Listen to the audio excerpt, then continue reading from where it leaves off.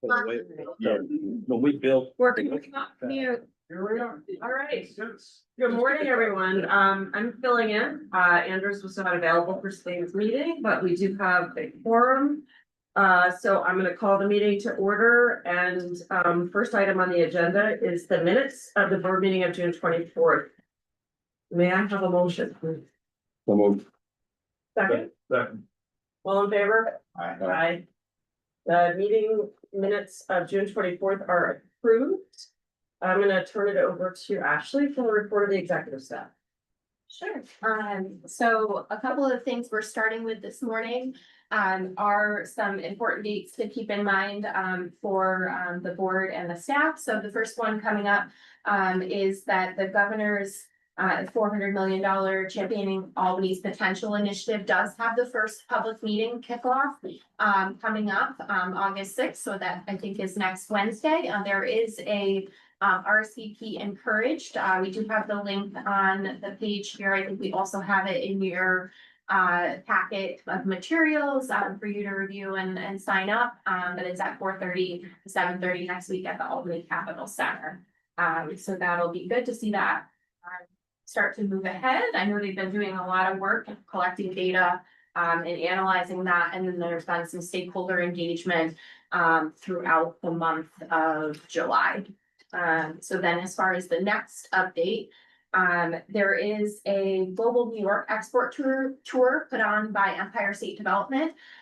This has multiple international centers from across the world that come to this event. And so basically, if there's any businesses or companies that are interested in exports or international business, this is a great event for folks to attend. So if you yourself or clients or other folks are interested in that, that event is coming up on September 4th.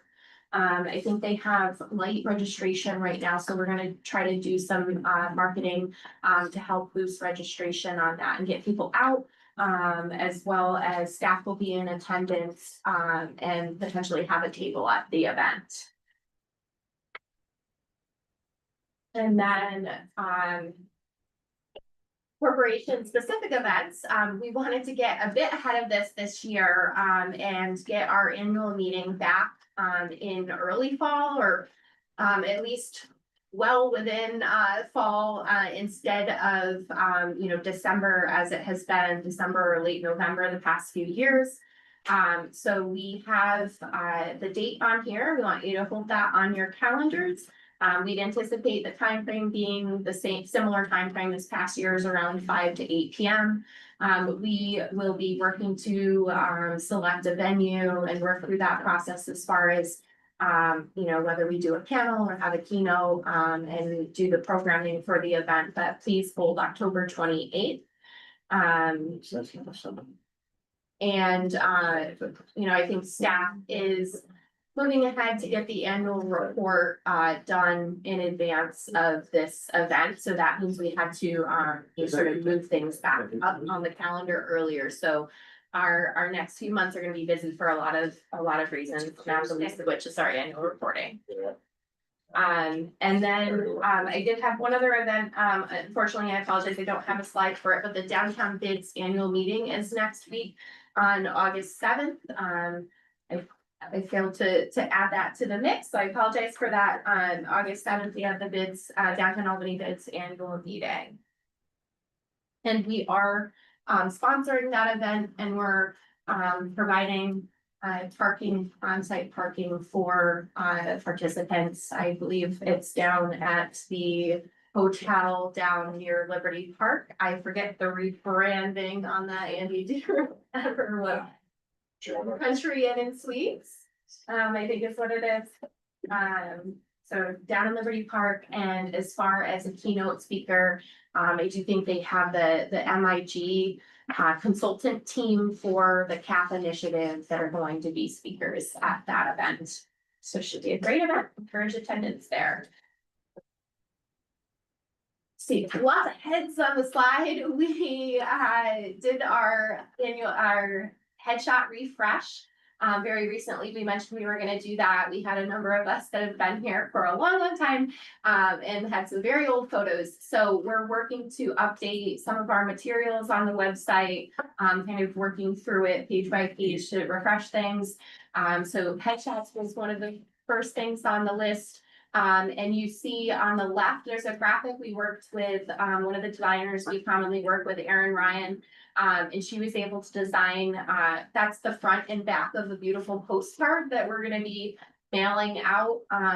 It'll be hitting your mailbox in the near future. This is part of our efforts to market us, brand us, and continue to establish that we're the capital cities economic development team. And we have a lot of new faces, so we felt it was important to get, sort of everybody in front of people, that we're here to help. We can help with lots of projects and provide technical assistance. And so call us, and we'll help with your project. And I think with that, I'm gonna kick it to Kaylee for CFA. Okay.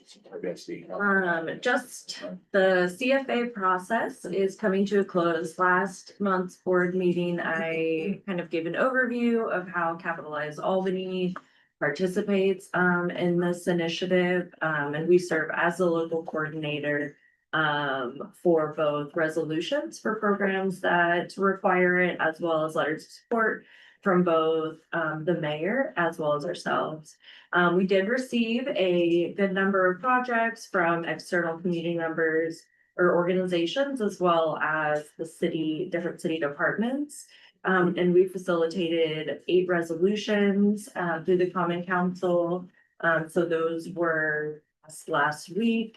And then we provided 17 letters of support from the mayor's office as well as from ourselves.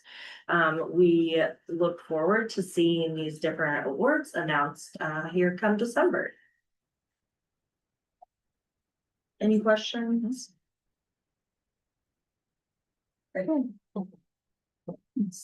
Seeing none, we'll jump to CAC for business development report. Yes, so we recently launched our 7th round of the facade improvement grant. We had our most competitive round to date in the history of the program.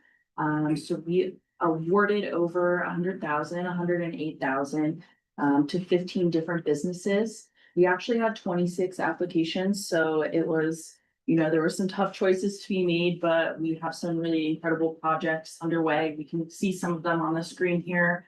Very diverse, good amount of areas we're covering. So it's nice to be active in a bunch of different neighborhoods around Albany. And I think everyone's excited to work with some of these businesses and nonprofits. So as you evaluate the candidates, what's the criteria you end up selecting out of that many candidates? There's a lot of things we score on. We have a scorebook that 3 different staff members go through, and we each score individually in different rounds, and then they'll go to Ashley and executive review, and we all talk about it. Some of the things we look at is maybe project size, impact to the neighborhood and the surrounding community. We'll look at accessibility improvements, getting things up to code. But it's a complex process, and we use a lot of different categories to rank folks on. Any questions on our facade improvement program right now? In other grant news, just to touch on our downtown retail program and our neighborhood retail program, we're having a very strong year for our downtown retail grant. We've already awarded more than $100,000 in grant funds, and we're only in July, so maybe more to come. Yeah, that's gotta be the biggest year, I would assume, that we've had so far. We definitely track all of the stats so we can go back, but that has to be our biggest year. Pretty incredible to be that far along. And it's really good to see. That just means word is getting out about our programs more. And we've seen even more interest in the program, so there might be more awards meet this year. We'll see. Fingers crossed. Throughout the life of the program, we've had more than $500,000 awarded, with 300,000 reimbursed. So I think right now we have 5 active projects, and staff are working closely with those folks to get them through the process, through reimbursement. And then very exciting news, our neighborhood retail grant program had its first ever completed project. You can see the photos on the right. That's Hot Crispy Oil. And so the project actually leveraged more than $70,000, which is very strong for our retail grants, and we're excited to see continued interest. I think this will help get a little bit of the word out about the program and continue to draw people in, but so we've had a few other interested businesses. So it'll be exciting to see where that goes.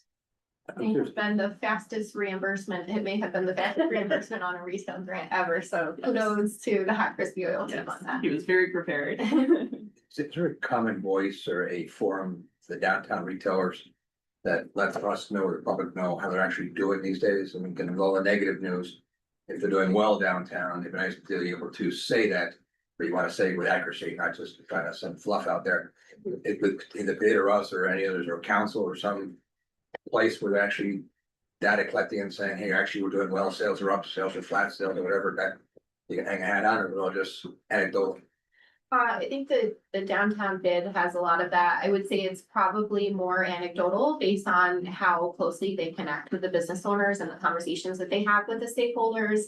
But they have, shared feedback at various forums related to the CAC initiative and with us as far as things, that they're hearing.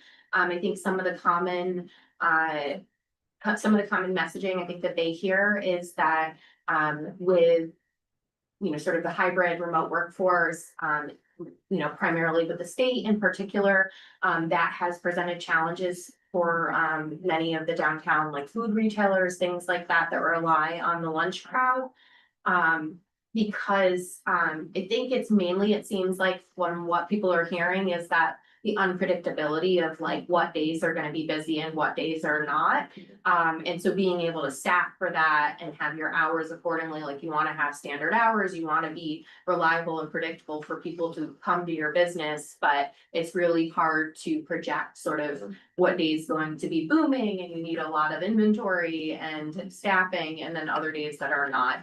So that has been a message that has been, I think, Georgette has been leading the charge on that. The mayor has been leading the charge on that as far as making sure people are aware that that is a concern and anything that we can do to help improve that situation can help the local retailers.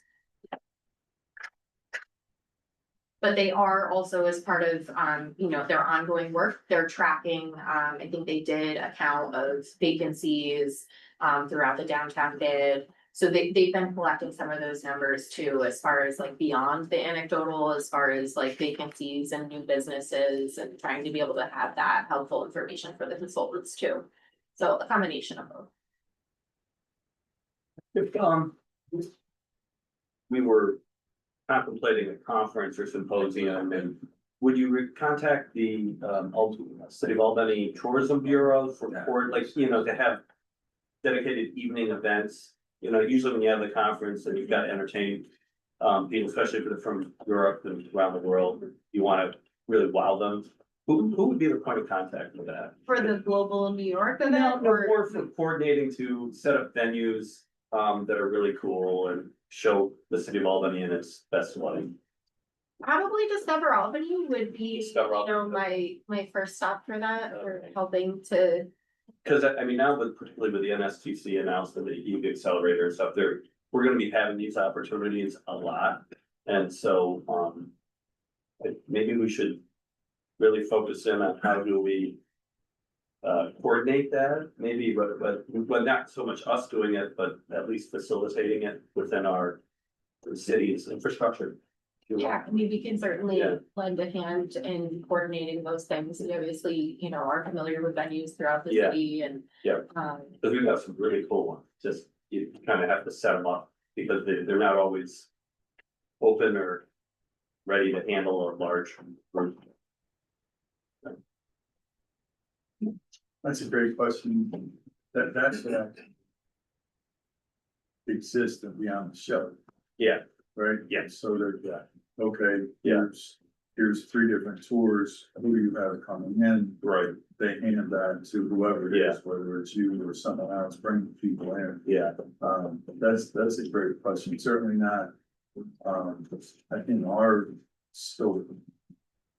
But maybe we could encourage that to be done so that yeah, you're not starting at a blank page every time somebody comes in. That's how I'm looking at, you know, we could host something at an international conference in a year or two, and I'm kind of like.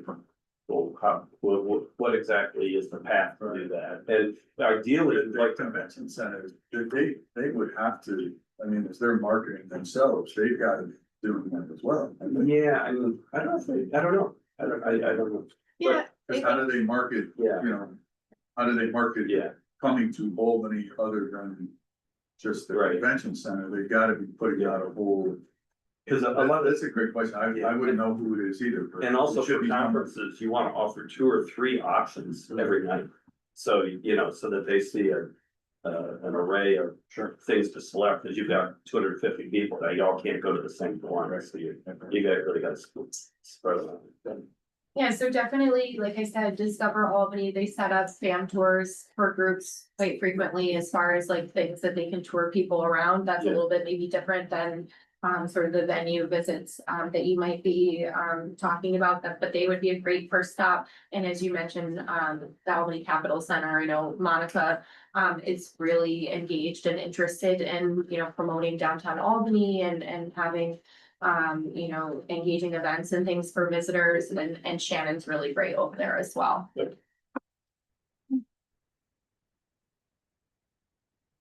And then last in terms of our grant update is our Amplify Albany program. We've had so much movement this summer. Summer is our busiest season for events. And I'm really excited to discuss an event that's happening this weekend, the CrossFit 2025 Games. So that's happening at the MVP Arena. It's expected to draw over 10,000 visitors to the city. So it's probably our largest event that we've worked with yet. Special thanks to Tyler Polson on the CrossFit team. He's been really wonderful. We've been working together since February to make this grant happen and to support this event. So really exciting.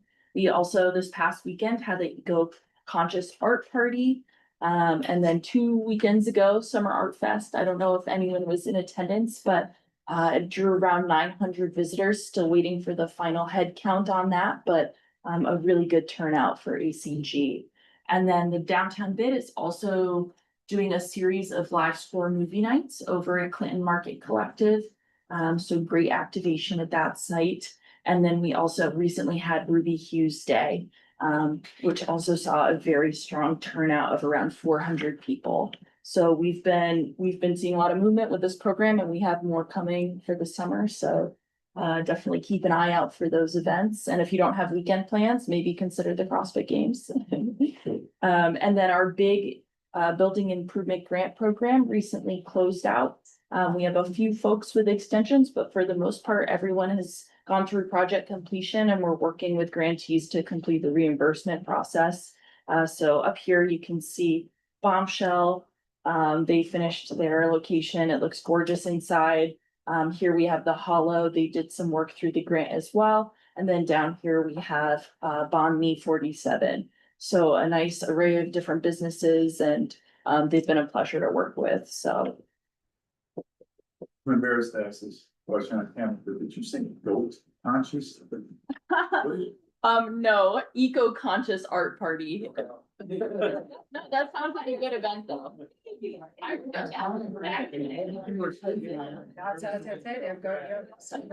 goat yoga in some places, so like it's possible. As far as I know, there weren't any livestock at the event. Yeah. But it was eco-conscious. Yes. Maybe there- Maybe next year, I'll suggest it. Our events, so the individual event organizers promote them. The Downtown Albany Bid would promote events as well as Discover Albany. And then we include updates on our social media and in our newsletters. Some of these happen right before the events happen, so there's less of an opportunity for us to share them publicly as an award, but we do try to spread the word about them as much as possible, and then talk about them thereafter about the results. I was just in Portland, Oregon, and these kinds of things, like everywhere you were in the city, there were posters or signs or it's stuff telling you like what's happening right this weekend for now. There's, I think, more tourism there. But it was everywhere. Everywhere you went, in the hotels, just, signage about what the events were that were going on. Are there vendors at the movie night? There was, I think it changes on different nights. They had, a food eating contest as one of the sort of pre-movie activities. I think it was hot dogs, maybe. But so they are incorporating, some small business activity at some of the events. Yeah. Yeah. But to your point about flyers everywhere and things like that, there is a stakeholder group that had been meeting monthly. I think we've backed off a little bit over the spring and summer, but it was the Capitol Center, the county, MVP Arena, Discover Albany, the Downtown Bid, Central Avenue Bid, Capitalize Albany, and the city to meet and really talk about how to better promote all of the things that all of our individual groups, are working with other groups to coordinate events. And some of that conversation has been being better at guerrilla marketing and having like flyers and posters and I think, we did hold like a collective press event last fall because October was like this huge month of all sorts of activities all over the city and county and region. So there is a stakeholder group working on improving how we better communicate our message. I think we recognize that we all have different websites. It can be a little scattered at times, or it can be, you kind of have to know where to go to find things sometimes, and that makes it challenging to a visitor, unless you have an SEO where it's like, coming up as the first thing when someone Googles it, they might not actually find the activity, so. Right. And trying to look at various approaches is how to change that up and mix it up. We've also seen, an increase in requests for, social media assistance, so people requesting grant funds to boost their advertising and marketing. And so I think that's something that we'll see more of moving forward. Oh, look at There was this an site. effort a couple of years ago by CEG, I think it was called CAC Albany. Yep, Captain one. Yeah, CAC, did that ever happen? Cause it was to this very topic of, getting, having that one stop and doing it in different manners, and I don't, I went to the big CEG 50-person meeting and then gave up. They launched the Go Cap effort. I think some of these things have trouble with gaining the headway. I know a number of years back, they also tried a different marketing video for the region. Some of these things, trying to create that brand that sticks for the region has been a challenge. So I think that the CAP initiative is still, it's still there, but I don't think it's really, got the full momentum behind it yet. Thank you.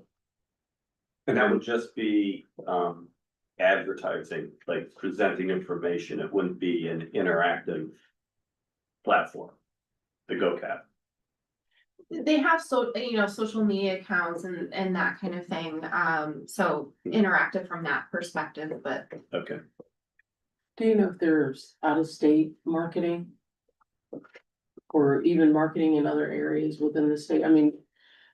You see all these things, I know for the West Coast, you see all these things even out here, visit Nevada, visit California. Do we, come and see Albany? Do we have anything outside of our area? Yeah, so I think that, a number of different entities do it. Center for Economic Growth does attend like frequently, like trade shows out of market, I think does regional marketing. The magazine that we placed an ad in, we placed it in Site Selection magazine. We, marketed it as prime real estate in Albany, New York. So we're trying to be Albany forward on that, really, get people familiar with the city first and let it does focus on our Liberty Park site. And then New York State, I think one of these Site Selection magazines that I had looked at recently had ads for New York State and beyond. So I think various entities kind of do it at their levels. I don't know, it probably could be a little bit more. terms of like collaboration on the ads and things like that. But you know what I'm talking about, you see different things about come to Colorado and, you know, come to Denver, those kinds of things, and I just thought about. And I wouldn't know because maybe if I were in Denver, I would see the advertisement for Albany, but I'm not there, so I was just asking. Yeah. All right. I guess we are on to the finance committee report, finance and investment committee report. Okay. So the good news continue with our mildly remunerative Q2 2025 summary. If you can direct your attention to the schedules beginning on page 11, we've got a budget versus actual, balance sheet, P&L, cash flow statement, and then the grade point schedules. And these values are all as of June 30, 2025. Schedules are available. I'll give you some summary context, but please stop me. Any questions, comments, or concerns at any point. Through Q2, we have some strong core operating results. Net income before depreciation and program activity is $194,000. Capital performance is budgeted by approximately $409,000. Driven by a combination of higher revenue and lower than budgeted expenses, both coming in at 24% performance. Focus particularly on salaries and fringe. That relates to kind of a structural decision that was made last fall to accommodate the staffing model such as it was at that time. Revenue highlights, some major contributors. Again, economic and community development income continues to happen as scheduled. Loan interest income is a strong outperform. We were able to recover kind of a loan that had been fully reserved for during Q2. That resulted in an inflow to the company of over $100,000. Professional service income is slightly below budget, -5%. Expense performance, significant savings in staffing costs, about $150,000 under budget. Some overages in admin and marketing, but those are, again, kind of seasonalities in the expense flow here. And again, bad debt recovery, $91,000 in principal, and then the remainder in interest recovered back to the company. Balance sheet cash flow year over year, total assets are up slightly, $25.2 million. That represents an increase of $268,000 a year. Cash and investments are stable at $8.5 million.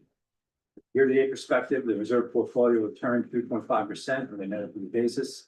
Liquidity portfolio 2.1. Again, that's primarily a fixed income portfolio. On a rolling 12, reserve returned 6.4% and liquidity 4.8%. We'll continue to be happy with our partners at Great Point. They presented at Finance Committee. These all received a positive recommendation. It was presented last week on the 21st. Positive cash flow from operations year to date, $255,000. Next steps, we are submitting for some grant activity, which will kind of return the grant receipt portion to balance as expected. Again, some timing with the submission and receipt of those funds. Program cost control and grant timing are something we're focusing on. Staffing is under budget, but again, due to some budgeting choices that were made last year, investment portfolio remains compliant in all respects. And happy to take questions, comments, or concerns that may exist. But again, strong Q2, happy with our external partners, and we look forward to successful rest of the year. The Clinton Market Collective revenue, that's a big variance to budget. Primarily a result of the timing of the grants. So we had two results that aggregated about $50 last year. One came immediately after submission. The other one is in process. We expect to get that before we get that before the end of the year. Oh, so that'll even out. Oh, So we do have some oscillations, and again, it's tough to say when you submit the QC process. Like, it's a little bit longer than expected sometimes. okay. Or not, almost immediate at other times. So it's difficult to predict. So that dissonance should self-correct. Other than the 250,000 for National Grid came in last. Right before the end of the year, so we had budgeted that for 2025. Okay. Went in 2024 instead. Gotcha. So these were initially expected to be submitted in Q4 last year. Again, to Ashley's point, the National Grid, it was received within 30 days, which is never bananas. Okay. Our heads were, spending in a good way. Yeah. And then the residual, the $750, which is the lion's share of that balance, was submitted for, will be submitted for, we're doing some final, accounting and auditing QCs. But subsequent to that submission and receipt, that thing, again, should self-correct. We will be happy to wrap up reimbursement on Clinton Market construction. It's been a long haul, but we're almost near the end of the wire on that. We're excited. The containers are fully energized, fully plumbed. We received our certificate of occupancy from the city. We are awaiting some minor fabrications to the exteriors, but by and large, these things are ready for prime time. Very happy with the result. Any questions? Are we going through the investment report? Is that? Well, I know it's here, but. I provided some summary performance metrics. The entire, I would be doing a disservice to Great Point to regale you with their specific. Okay. There is, just for highlights, we have been working with the finance committee to, on kind of an iterative basis to respond to some requests for some enhanced reporting. So we delivered on that at the last meeting. I think that was well received. Performance is above benchmark year to date. We did discuss duration, kind of given the uncertain interest rate environment we find ourselves in. They have expressed an interest in extending out opportunistically to capture some additional yield. Again, the portfolio is doing what they should be doing. The reserve portfolio strongly performing, the liquidity portfolio strongly existing, seeing that it's mostly treasury activity. And again, there is a small equity component, which, year to date is doing really well. Stock with, strong blue chip, Amazon, IBM, although the alphabet stocks. So, the performance is as expected, the compliance is as required. And, these guys, really, the investment team, I think we're going to have them back in the fall. And again, we expect, continued strong results. Okay, great. Any other questions for the finance and investment committee report?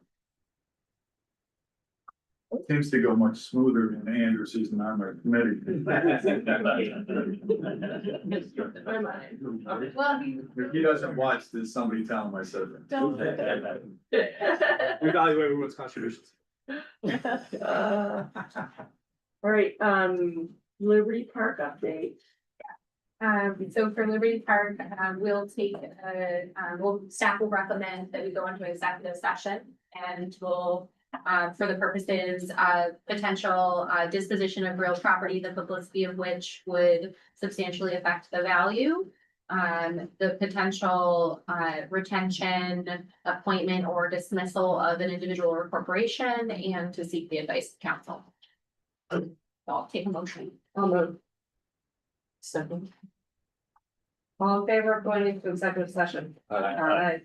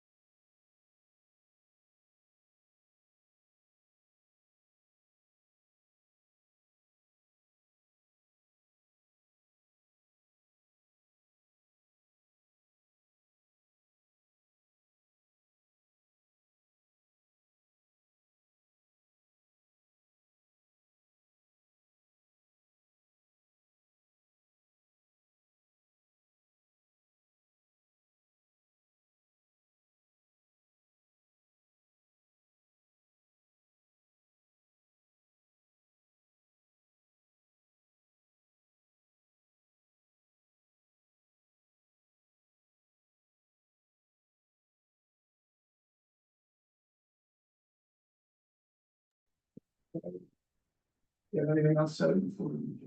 I do not. Chair, you're up. Any other business?